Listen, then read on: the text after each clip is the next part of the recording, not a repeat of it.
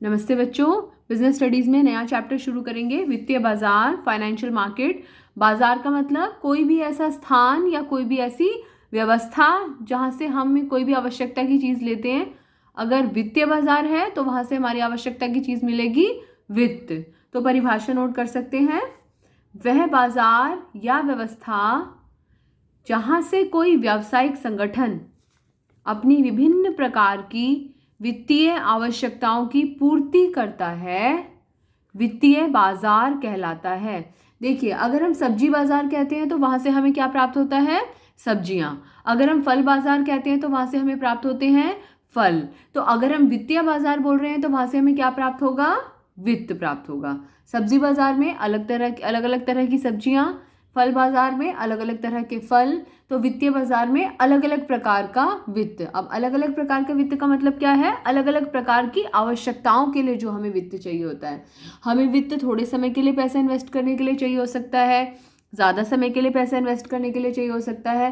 तो विभिन्न प्रकार की आवश्यकताओं को ध्यान में रखते हुए वित्तीय बाजार को भी अलग अलग कैटेगरीज में डिवाइड किया है। तो सबसे पहले परिभाषा नोट कर लीजिए। हमने यहाँ पर क्यों लिखा है बाजार ये व्यवस्था? क्योंकि वित्तीय बाजार का कोई भौगोलिक रूप भी हो सकता है और कोई भौगोलिक रूप नहीं भी हो सकता है। तो it may be an arrangement only.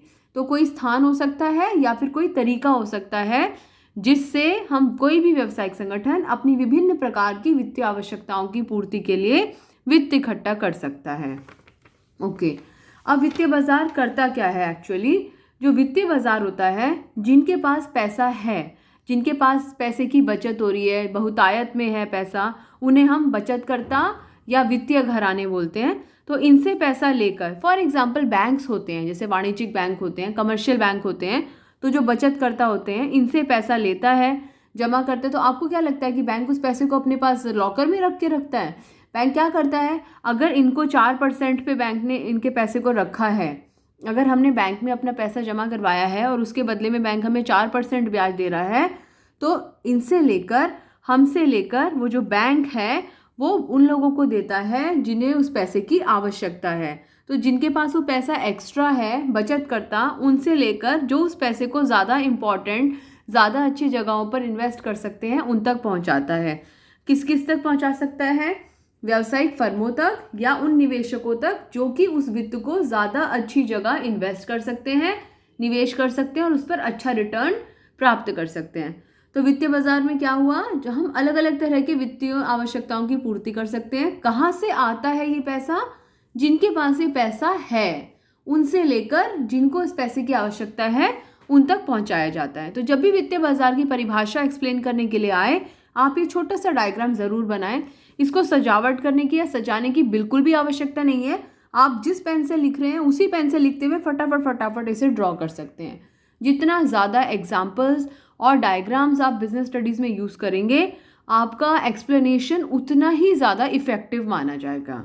इसे नोट कर लीजिए, फिर आगे चलते हैं। अब हम वित्तीय बाजार के कार्यों के बारे में डिस्कस करेंगे। Functions of financial market.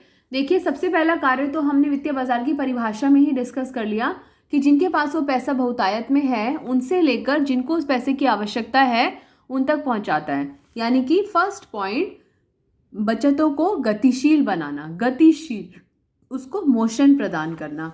तो इसको आप ऐसे ड्रॉ कर सकते हैं। बचतकर्ताओं से लेकर, बचत घरानों से लेकर वित्तीय बाजार व्यावसायिक फर्मों और निवेशकों तक इस वित्त को पहुंचाता है। तो इसके एक्सप्लेनेशन डायग्राम ड्रॉ कर सकते हैं और एक्सप्लेनेशन में लिख सकते हैं कि वित्तीय बाजार बचतों को बचतकर्ताओं से लेकर निवेशकों और व्यावसायिक फर्मों तक पहुंचाने में मदद करता है। तो डायग्राम से वही सारी बात यहाँ समझ आ रही है और उसी चीज़ को हमने यहाँ पर लिख देना है।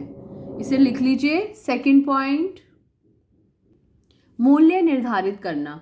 देखिए, कोई भी मार्केट है, वहाँ पर प्राइस डिटरमिन होता है चीज़ों का। प्राइस डिटरमिन होने का मतलब क्या है? प्राइस कैसे निर्धारित किया जाता है? डिमांड और सप्लाई के आधार पर। तो मार्केट फोर्सेस होती हैं, ये बाजार की शक्तियाँ होती हैं। तो वित्तीय बाजार में भी मांग और पूर्ति के आधार पर, कैसे? डिमांड और सप्लाई के आधार पर वित्तीय बाजार में वित्त का मूल्य निर्धारित किया जाता है। जैसे कि कितने ब्याज दर पर उधार मिलेगा या शेयर्स का मार्केट प्राइस क्या होगा। तो ये किस आधार पर निर्धारित होता है, कितनी उसकी मांग है, कितनी उसकी सप्लाई है, कितने खरीदार हैं, कितने लोग बेच रहे हैं। तो वित्तीय बाजार मांग तथा पूर्ति के आधार पर वित्त का मूल्य निर्धारित करने में मदद करता है। अब इसको याद करने के लिए आप ये डायग्राम बना सकते हैं। इको में आप कितने डायग्राम्स बनाते हैं ऐसे, तो एक छोटा सा सेम कलर से, सेम पेन से, कोई अलग अलग पेन लेने की आवश्यकता नहीं, आप इस डायग्राम को ड्रॉ कर सकते हैं। तो वित्तीय बाजार के 2 कार्य अभी तक हमने पढ़े हैं। पहला, बचतों को गतिशील बनाना, जिनके पास वो पैसा है उनसे लेकर जिनको उस पैसे की आवश्यकता है उन तक पहुंचाना। दूसरा, मूल्यों को निर्धारित करना। तीसरा कार्य, वित्तीय परिसंपत्तियों में तरलता या द्रवता उपलब्ध कराना। देखिए, तरलता या द्रवता का मतलब क्या है, जो भी परिसंपत्तियां हैं उनको हम कितनी तेजी से या कितनी आसानी से कैश में परिवर्तित कर पा रहे हैं। हमारे पास कुछ शेयर्स हैं, हम उनको बेचना चाहते हैं, उसको कैश में कन्वर्ट करना चाहते हैं, तो हम शेयर बाजार में जाएंगे। हमारे पास कुछ फिक्स डिपॉजिट है, कुछ सेविंग्स है, तो हम बैंक में जाएंगे, हम उस फिक्स डिपॉजिट को तुड़वा कर वहाँ से कैश लेकर आ सकते हैं। हम अपने सेविंग अकाउंट को बंद करके वहाँ से पैसा लेकर आ सकते हैं। हमारे पास कुछ गोल्ड है, हम उसको बेचकर कैश में कन्वर्ट कर रहे हैं। तो वित्तीय बाजार अगर ना हो, फाइनेंशियल मार्केट ना हो, तो हम अपनी जो प्रतिभूतियां हैं, हमारे शेयर्स हैं, डिबेंचर्स हैं, इन्वेस्टमेंट्स हैं, इनको हम कैश में परिवर्तित नहीं कर पाएंगे। तो वित्तीय बाजार का तीसरा कार्य है, जो भी हमारी वित्तीय परिसंपत्तियां हैं, जो भी हमारे फाइनेंशियल इंस्ट्रूमेंट्स हैं, हमारी वित्तीय परिसंपत्तियां क्या क्या हैं, हमारे फाइनेंशियल इंस्ट्रूमेंट्स क्या क्या हैं, ये अभी हम बाद में भी डिस्कस करेंगे।